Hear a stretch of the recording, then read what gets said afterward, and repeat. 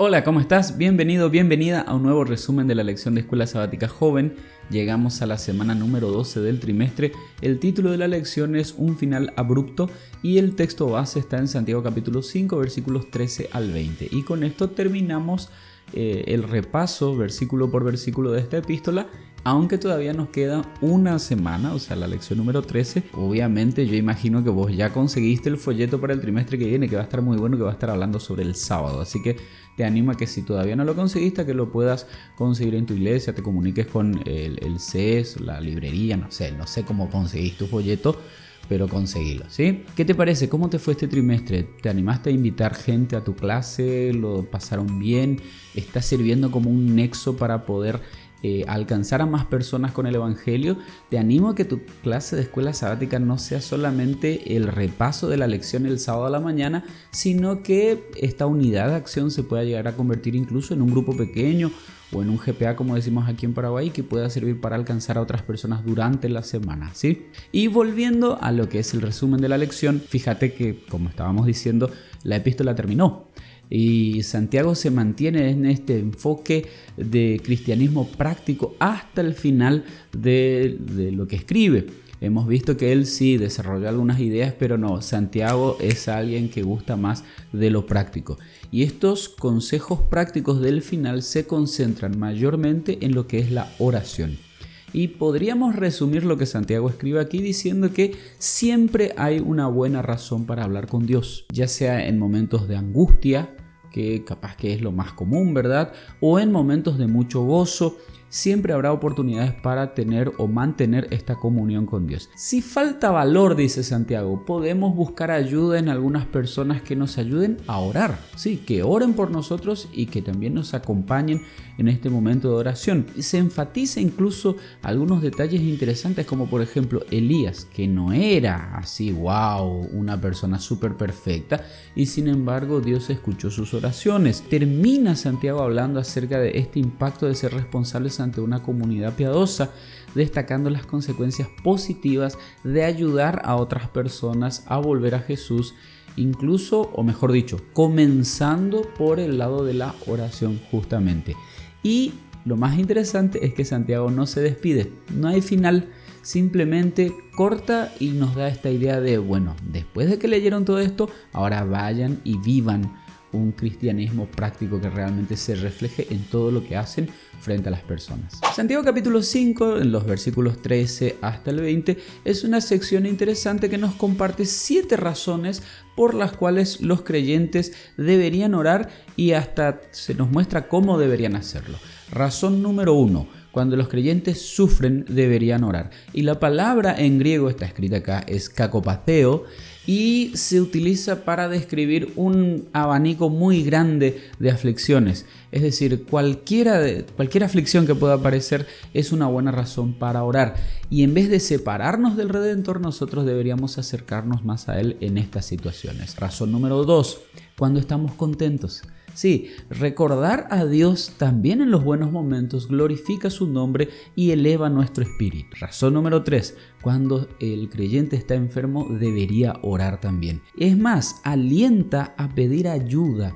Y esto es bien interesante. Yo no sé cuál ha sido tu experiencia. Yo ya he pasado por algunas situaciones en las que quise decir, bueno, parece que nadie se da cuenta que estoy sufriendo, pero analizando, no le conté a nadie, entonces ¿cómo van a saberlo?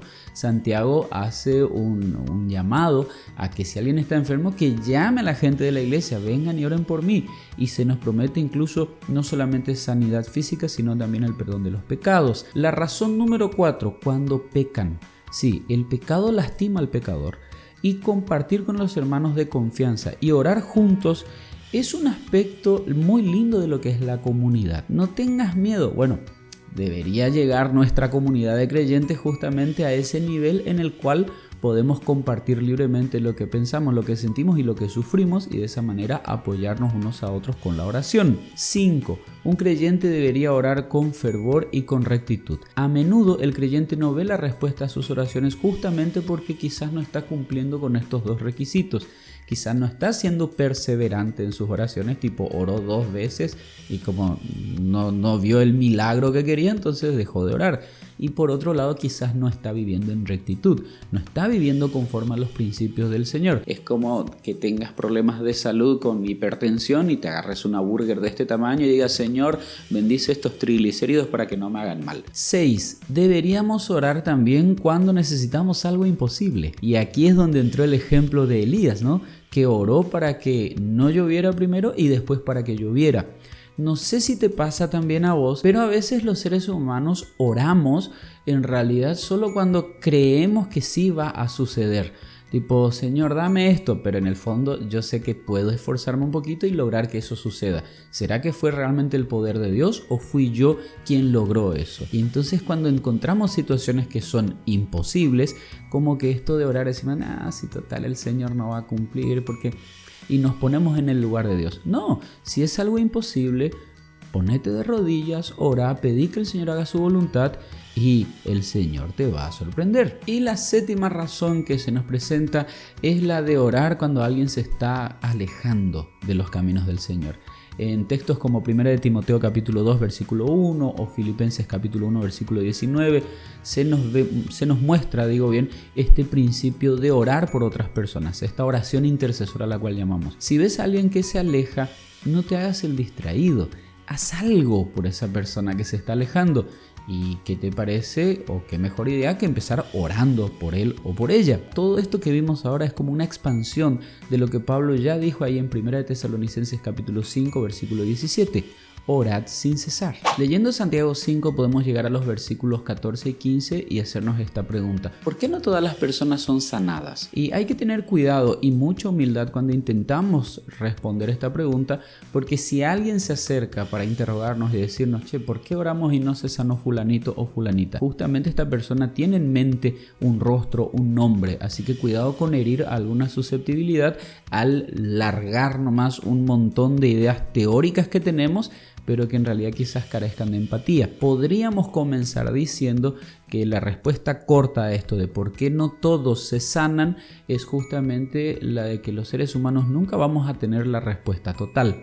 La Biblia nos da algunas posibles respuestas. Si vemos el ejemplo de Jesús, encontramos que él estaba a favor de la sanidad de las personas. De hecho, si lees los evangelios vas a encontrar que él pasa más tiempo sanando gente que predicando o haciendo algún otro tipo de cosa más religiosa. Así que sí, Jesús quería que toda la gente se sanara, pero incluso él tampoco sanó a todo el mundo. Nosotros podemos encontrar algunas situaciones. Primero, no todos quieren ser sanados. Aunque parezca ridículo, hay gente que ya está tan acostumbrada al dolor que no imagina otro tipo de situación. O por otro lado podemos encontrar gente que ya está tan acomodada en esa situación que capaz que hasta reciba algún tipo de beneficio por esa situación de enfermedad que no quiere realmente ser sanada. Es interesante que Jesús en más de una oportunidad, como por ejemplo ahí en Juan capítulo 5 versículo 6, le preguntó a la persona que sería sanada si efectivamente quería que se le sane. No encontramos ningún no en los evangelios, pero está esta delicadeza de parte de Jesús. ¿Realmente querés que haga un milagro en tu vida? Si me das permiso lo hago. Segunda posible razón de por qué no todos son sanados: porque no todas las oraciones son hechas con fe realmente. Jesús, después de curar a muchas personas, en textos como Marcos capítulo 5 versículo 34, capítulo 10 versículo 52 o Lucas capítulo 7 versículo 50, alabó la fe de las personas que eran curadas. Qué interesante, ¿no? En vez de decir: qué poderoso soy, ¿no? Miraba a las personas y decía: qué fe que tenés. En contrapartida, nosotros encontramos a los discípulos en Mateo capítulo 17 versículos 19 al 21 intentando expulsar a un demonio y no lo logran. Y cuando Jesús se acerca, el reclamo de Jesús justamente es: ustedes no tienen fe. Así que esa es otra posible opción de por qué no siempre recibimos lo que pedimos. No somos sanados cuando necesitamos sanidad, quizás no estamos orando con fe realmente. Un tercer punto para tener en cuenta es que la humanidad vive en un mundo lleno de pecado.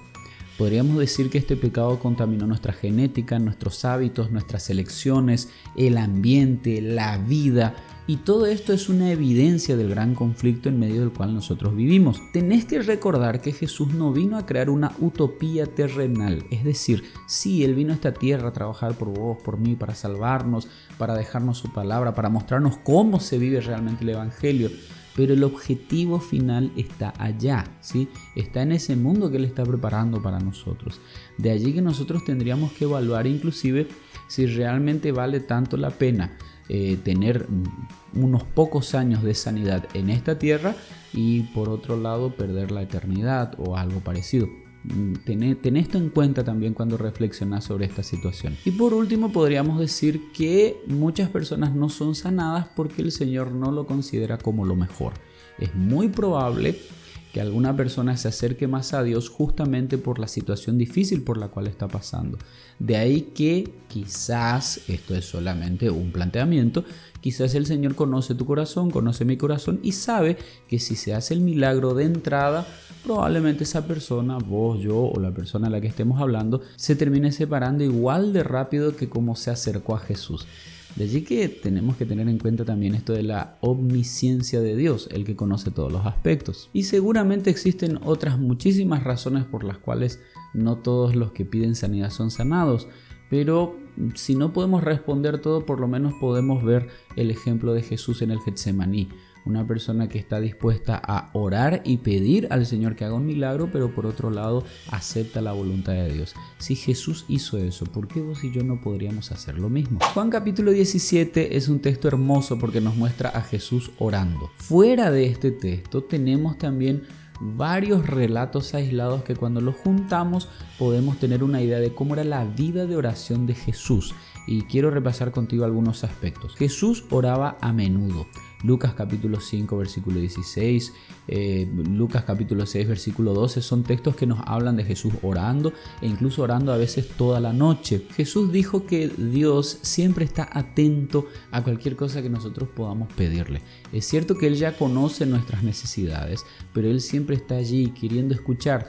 Y varias veces el Señor declaró que nosotros estamos a una simple oración de la presencia del Padre. Podemos llegar al trono de Dios a través de una oración. Textos como Mateo capítulo 6, versículos 5 al 13 o versículos 25 al 32 nos dan un panorama sobre esto. En Juan capítulo 11, versículo 42, se nos muestra un Jesús que está feliz. Y ahí en su felicidad Él dice: gracias Señor, gracias Padre porque siempre me oyes. ¿Te acordás? Estamos hablando de la resurrección de Lázaro. ¿Qué motivo de felicidad? Unos versículos antes Jesús estaba llorando.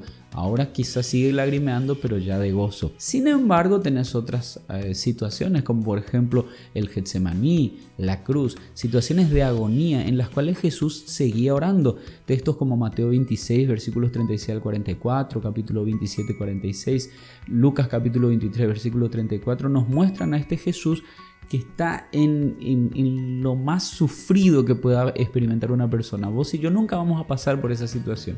Y allí Él está orando justamente. Si Jesús vio la oración como una necesidad, ¿por qué vos y yo no tenemos la misma actitud ante este mecanismo o medio de comunicación con el Padre? Son esas preguntas que a veces nos dejan pensando, ¿verdad? Incluso Jesús veía la oración como una manera de ministrar a sus discípulos. En Lucas capítulo 22, versículo 32, Jesús le dice a Pedro: yo he rogado por ti para que tu fe no falte, y tú, una vez vuelto, confirma a tus hermanos. En Juan capítulo 17, versículos 6 al 26, se nos muestra cómo Jesús pasó gran parte de sus últimos momentos orando por sus discípulos, tanto por los que estaban allí en ese momento como por los que vendrían después. Eso te incluye a vos, me incluye a mí. Este espíritu redentor de Jesús se expresa en los últimos versículos de Santiago, esta última parte. O sea, él que había sido discípulo de Jesús, recordando cómo había sido su maestro, dice: la verdad que sería lindo que todos los creyentes sean iguales. Jesús continúa siendo la razón por la que las personas pueden volver a la verdad.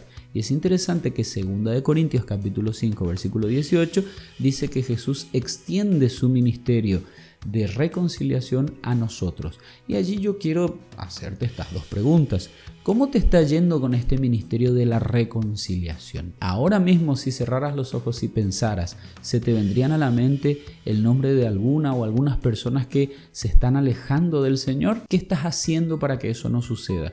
¿Qué te parece comenzar a orar y que Dios te dé la sabiduría para que puedas ministrar a estas personas que se están alejando de la verdad. Y como cada semana terminamos leyendo algunas citas del Espíritu de Profecía, textos que escribió Elena de White y que tenemos aquí en nuestro folleto una recopilación. Específicamente esta semana tenemos El Camino a Cristo, el capítulo 11, páginas 79, 80, 85 y 86. Y me gustó mucho esta partecita y casi al final ya. Ninguna calamidad puede acaecer al más pequeño de sus hijos, de los hijos de Dios. Ninguna ansiedad puede asaltar el alma, ningún gozo alegrar, ninguna oración sincera escapar de los labios, sin que nuestro Padre Celestial esté al tanto de ellos, sin que tomen ello un interés inmediato. Él sana a los quebrantados de corazón y venda sus heridas. Las relaciones entre Dios y cada alma son tan claras y plenas como si no hubiera otra persona sobre la tierra a quien brindar su cuidado, ninguna otra alma por quien haber dado a su Hijo amado. ¿Qué te parece esta realidad de que tenemos un Dios todopoderoso que al mismo tiempo es un Padre amante y que está apenas a una oración de distancia? Seguramente al llegar al final del trimestre estás reevaluando muchos conceptos que aprendiste durante estas semanas y está buenísimo, pero no olvides esto: el espíritu de la epístola de Santiago es sí adquirir algunos conceptos teóricos, pero por sobre todo poner esto en práctica. Ay, pero me cuesta este tema de las riquezas, me cuesta tal cosa. Está bien, pero ¿y la oración? ¿Qué te parece comenzar por ahí?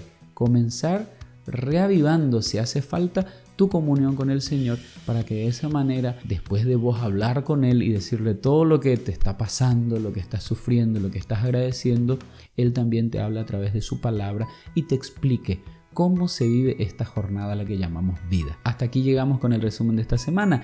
Que Dios te bendiga, que tengas un excelente día y nos vemos la semana que viene.